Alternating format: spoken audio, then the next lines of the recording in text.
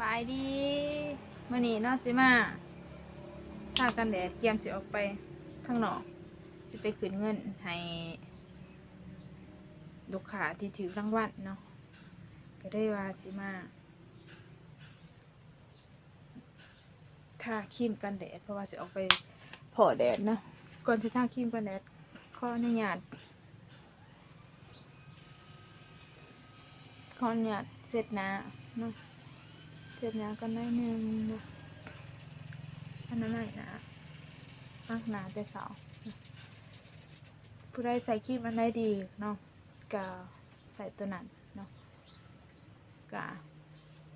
ออกไปทางนอกเนาะ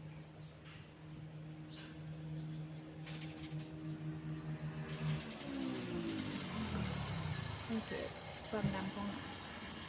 เป็นนั่งตรงเศษเนาะเป็นนั่งตรงอนามัย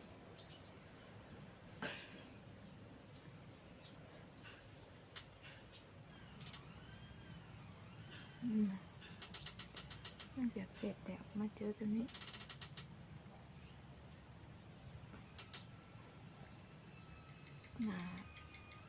เห็ด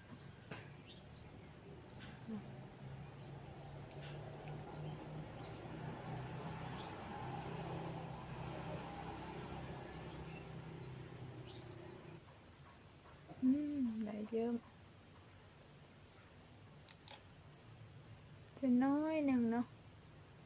สำหรับเซรั่มสนใจใส่อันนี้ทักเลย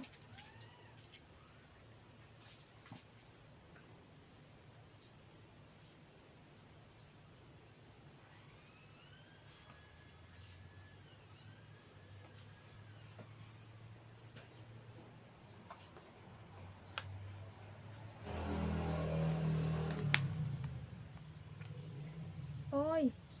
มันออกเนาะเดี๋ยวตัวนี้เป็นกันแดดเนาะกันแดดที่ใส่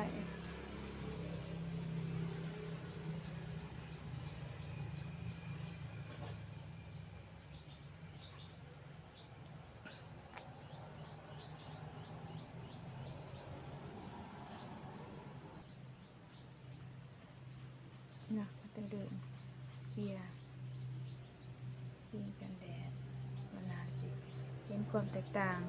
เป็นจะได้เนาะสำหรับเวลาลงกันแดดเนาะลงกันแดดไม่นานเลยสังเกตความแตกต่างเนาะตัวที่เกียร์แล้วหุบแล้วเนาะความแตกต่างของหนาอันนี้ด้วย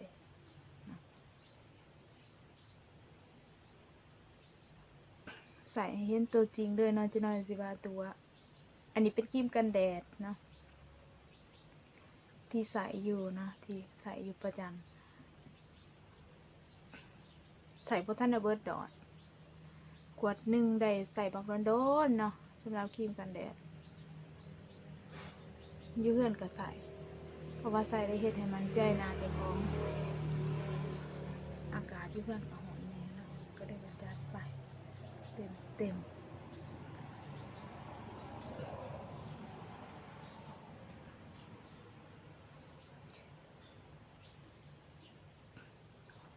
นั่งอยู่ในเฮือนว่าถือแดดก็สิคือเด้อว่าแดดสิส่องบ่หอดเนาะความหอนของแสงแดดเฮ็ดให้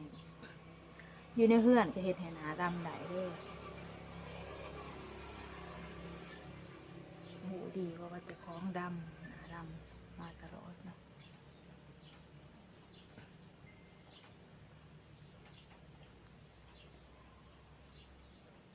เห็นเนาะความเนียนของหน้าขึ้นมาเลยเนาะผู้ใดสนใจทักเลยเนาะมีเจ้าเดียวอยู่ในดาวสินค้าตัวนี้เพราะว่าสั่งมาใส่เองเนาะสั่งมาใส่เองเห็นผลดีก็ได้อยากบอกต่อเนาะติดใจก็ได้ว่าเบิ่งไก่ๆนะเบิ่งไก่ๆเนาะครีมกันแดด